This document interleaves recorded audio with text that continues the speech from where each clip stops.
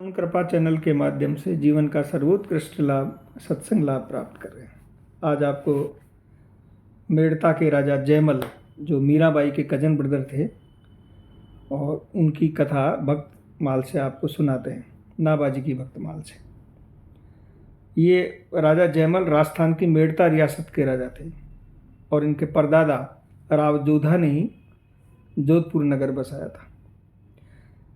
राजा जयमल ये रसिक शिरोमणि संत श्री हितहरिवंश जी महाराज जो प्रेमानंद जी महाराज जिस परंपरा से हैं उसी परंपरा से हितहरिवंश जी के शिष्य थे और राधा माधव के अनन्य भक्त थे।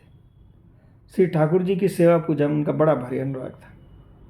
उसमें उन्हें जरा भी व्यवधान स्वीकार नहीं था। यहाँ तक कि उस समय उनसे कोई कितनी महत्वपूर्ण राज्य की सूचना क्यों न हो, वे उसको भी नहीं सुनते थे। और यदि पूजा के समय कोई अगर उनको इस तरह की कोई सूचना ला के दे और पूजा में व्यवधान पैदा करे तो उसको मृत्युदंड तक दे दिया करते थे। ऐसा भारी उनका भगवान के प्रति विश्वास था। तो राजा का एक भाई था जो मंडोर जोधपुर का राजा था। वो उनके ठीक विपरीत स्वभाव का था। उसे भगवान की सेवा पूजा में कोई मतलब नहीं था। साथ ही वह राजा जयमल से द्वेष करता था। यद्यपि वह मंडोर जैसे समृद्ध राज्य का राजा था, पर उसकी महत्वाकांक्षाएं राजा जयमल के भी राज्य को अपने अंडर में लेने की थी और उस पर भी वो अपना अधिकार करना चाहता था। तो उसने किसी प्रकार जो है उनकी जासूसी की और ये पता लगाया कि ये जो है ये पूजा के समय बैठ जाते हैं तो ये नहीं उठते। तो उस समय का उसने पता करा कि भाई किस समय ये राजा पूजा में बैठते हैं और उसने एक कुटिल योजना तैयार करी। तो उस दुष्ट ने सोचा कि जब राजा जयमल पूजा में बैठ जाएंगे तब मेड़ता पर आक्रमण किया जाए, क्योंकि मृत्युदंड के भय से कोई उनको आक्रमण की सूचना नहीं देगा और अपनी आसानी से राज्य पर जीत हो जाएगी। ऐसा सोचकर उसने मेड़ता पर आक्रमण कर दिया। राज्य पर आए इस प्रकार के संकट को देखकर मंत्रियों ने विचार विमर्श किया और अब माता जो है वो अवध्य होती है। माता को आप किसी भी प्रकार का कोई दंड नहीं दे सकते। तो उनसे निवेदन किया कि आप महाराज को सूचना देने में समर्थ हैं, क्योंकि आपके प्रति पूज्य भाव से राजा आपसे कुछ कहेंगे नहीं और उनकी सूचना भी पहुंच जाएगी। फिर वे जैसा हमको आदेश दे हम वैसा कर लेंगे। तो दूसरे किसी को भेजकर महाराज के पास अगर बात पहुंचाई जाए तो उसको प्राणदंड दे देंगे। ऐसा राज्य पर संकट की गंभीरता को देखकर राजमाता ने मंत्रियों के परामर्श से मंदिर में गई और भगवान की सेवा पूजा में रत जो राजा जयमल थे उन्होंने उनको जाकर और आक्रमण की सूचना दी। तो राजा जयमल ने माता की बात सुनकर सिर्फ इतना कह दिया कि भगवान सब अच्छा ही करेंगे और स्वयं जो है अपने पूजा पाठ में लग गए। अब इतने बड़े संकट की सूचना भी उनके मन को सेवा पूजा से विचलित न कर सकी और न ही उनके मन में कोई किसी प्रकार का उद्वेग हुआ। अब शत्रु सेना निर्बाध रूप से बड़ी चली आ रही थी और जब सेना मेड़ता के एकदम निकट पहुंच गई तो फिर भगवान से भी नहीं रहा गया। भक्त की रक्षा तो भगवान को करनी थी। तो उन्होंने क्या किया, भगवान ने सैनिक वेश धारण किया और एक हाथ में तलवार ली और दूसरे हाथ में भाला लिया और पीठ पर ढाल बांधी और राजा की घुड़साल में जाकर जो राजा की सवारी का अश्व था उसी अश्व को खोला और फिर उस पर सवार होकर अकेले युद्धभूमि में चल दी।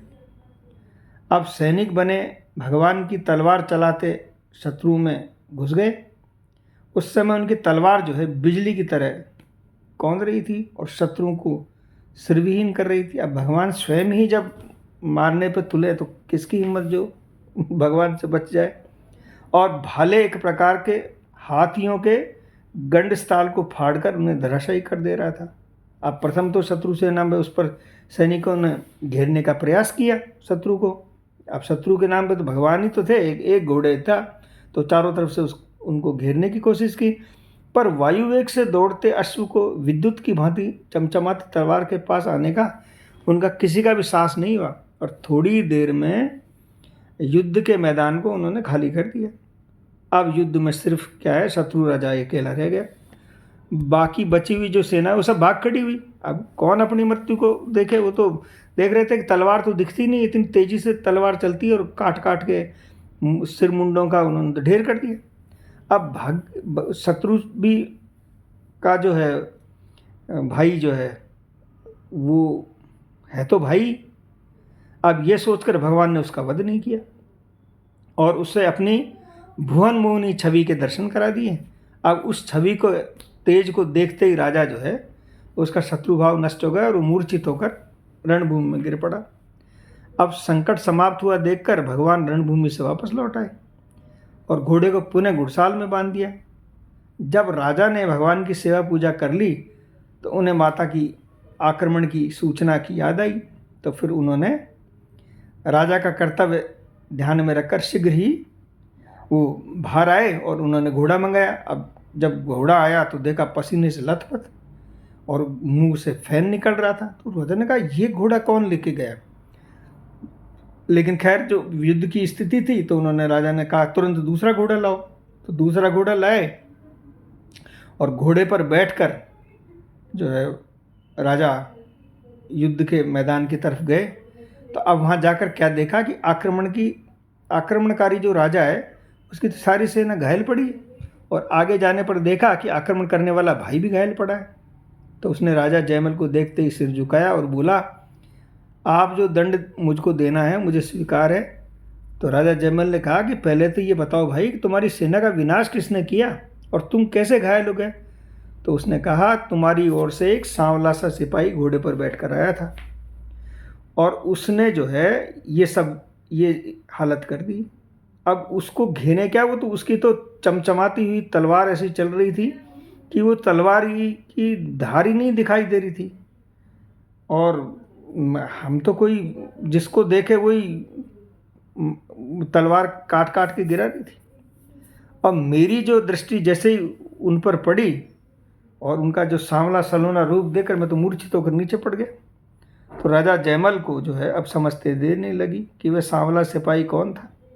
तो उसने भाई से कुशल प्रश्न करके कहा कि आज तू बड़ा भाग्यशाली है, तेरा जो है मैं तो पूजा में था तो मेरे जगह भगवान ही तुझसे युद्ध करने आए, चार भुजानाथ ये तुझसे युद्ध करने आए।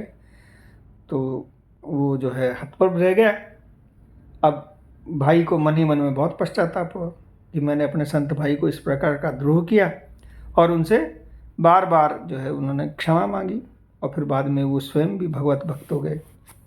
अब राजा जयमल जो है वो वहाँ से गए और उनको बड़ा वो हुआ कि मेरे को तो दर्शन नहीं दिए और मेरे भाई को दर्शन दे दिए। तो जब वो मंदिर में पहुँचे तो उन्होंने कटार निकाल के और अपने जो है सीने में भोंकने लगे। तो खम्भ से भगवान प्रकट हो गए और प्रकट होकर हाथ पकड़ लिया कि मैंने तेरे लिए ही तो उसके पास युद्ध के लिए गया और भगवान ने उनको दर्शन दिए। भाई ने आक्रमण किया और कैसा सुंदर सहयोग बना कि उनकी वजह से भगवान को उनके भी दर्शन हुए, भाई को भी हुए और स्वयं को भी हुए। वो आज भी जो चारभुजानाथ का मंदिर है मेड़ता में, उसमें उस खम्भे पे जिसमें से भगवान प्रकट हुए थे उस पे आज भी जो है वो पट्टी वट्टी सी बड़े सुंदर सुंदर कपड़े से बंद रखे हैं, उसकी पूजा होती है।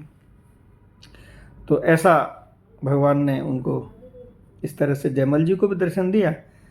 और जब राजा जयमल में बड़ा दुख हुआ और भगवान ने मेरे लिए इतना कष्ट उठाया, तो अब उनको भगवान ने राज्य की रक्षा की और दर्शन देकर उनको भी खूब कृतार्थ किया। जय जय श्री राधे, निताई गौर, हरि बोल।